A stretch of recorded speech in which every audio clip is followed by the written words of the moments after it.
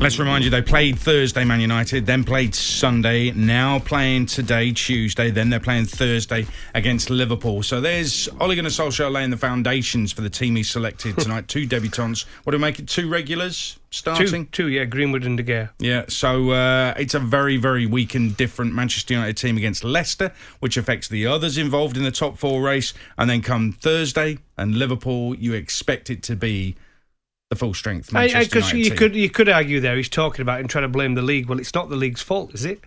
It's Manchester United's fault for trying to enter a league and thinking nobody were going to be upset about it, and then the fans protested, which caused a game to be cancelled that's had to be rearranged. So unfortunately for Ole, and everybody, let's be honest, I think we all expected a weakened team. I didn't expect that many changes. I talked about yesterday, but the 2 centre-backs are definitely going to be changed because Maguire's going to be out. They can't risk Lindelof, so I knew there were going to be 2 changes there. But I'm really, really surprised. But there's 9. De Gea and Greenwood, 2 regulars, is a lot of changes. Yeah, you're right. I also think that, yes, I understand Ole's situation, and yeah, it's to do with Manchester United and the European Super League and the fans protesting that caused the Liverpool game to be postponed, hence this fixture scheduling problem for United. But the real losers in all of it could well be Liverpool and West Ham United. Simon has tweeted, he says, City's title is the lesser of the evils. Liverpool going to play in Azerbaijan on a Thursday night next season. Yes, please. He says, Simon has tweeted, Ole's in a win-win here. If we win, he's genius. We get beat, we're denying Liverpool getting into the top 4. I love it. This is a Liverpool fan who's tweeted in, I could see the United lineup coming a mile off. United should be punished, as this is nothing about rotation but purely about stopping other teams. And this tweet says, you summed it up perfectly. Ole's trying to manage a very difficult situation. Fans complaining are of no care. We've done our job. So Ole is right. By the way, don't totally write off this United team.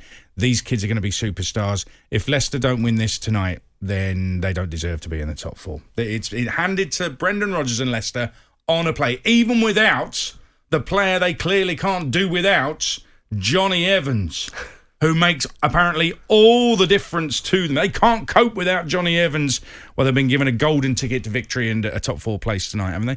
John's a West Ham fan. How are you feeling about it, John? Hiya, lads. All right. It's the game's rotten, innit? Bottom line, the game's rotten.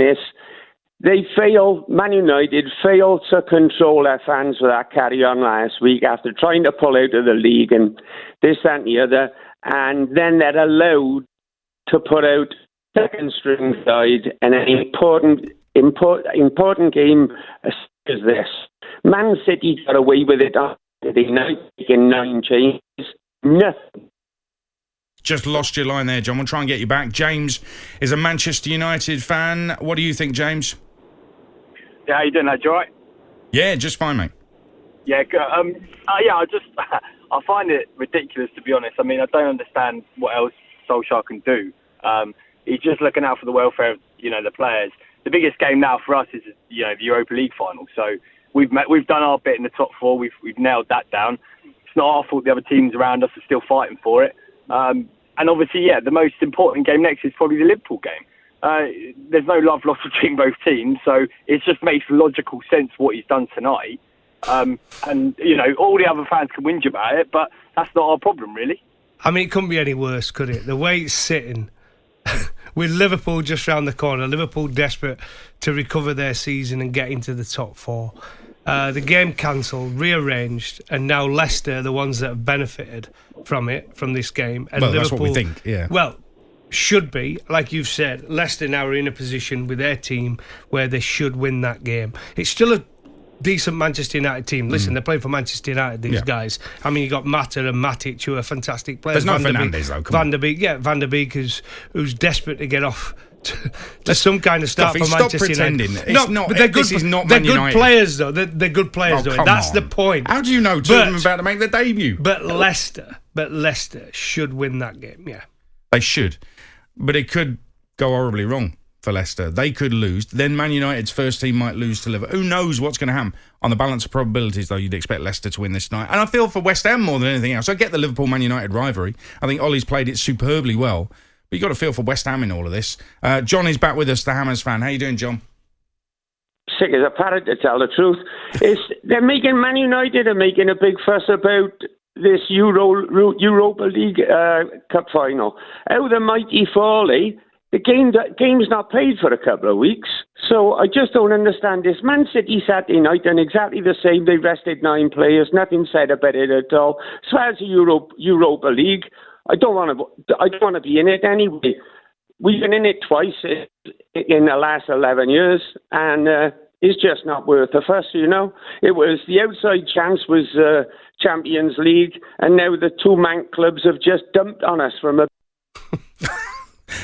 He's not impressed at all. Off again at the right I would time, take an issue there with John when he says, they don't want to be in the Europa League. This is West Ham.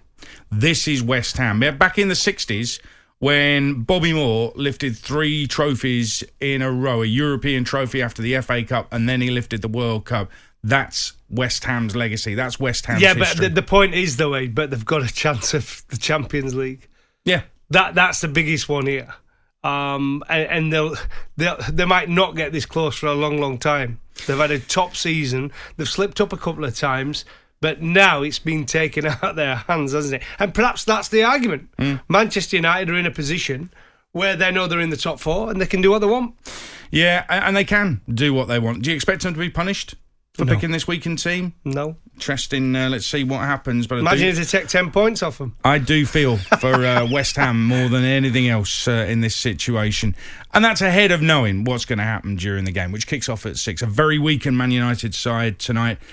It's all there for the taking for Leicester. This is talkSPORT.